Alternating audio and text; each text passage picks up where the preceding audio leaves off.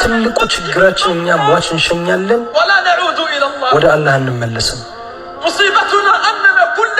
ችግራችን እኛ ሁል ቀን ሬሳ እንሸኛለን ወደ መቃብር። ሁል ቀን ይሞትብናል ወዳጅ ዘመድ፣ ጎረቤት፣ አባት፣ እናት። እኛ ግን አንገሰጽም። ሱብሃንአላህ።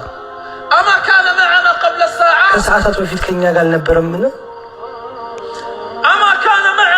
ከሰዓታት በፊት ከኛ ጋር አልነበረምን? ከኛ ጋር ይበላ አልነበረምን? ከኛ ጋር ይጫወት አልነበረምን? ከኛ ጋር ይጠጣ አልነበረምን? ከኛ ጋር ያሳልፍ ይቀልድ አልነበረምን? በቃ እችነሽ ዱንያ፣ እችነሽ ዱንያ። እንዲህ በቀላል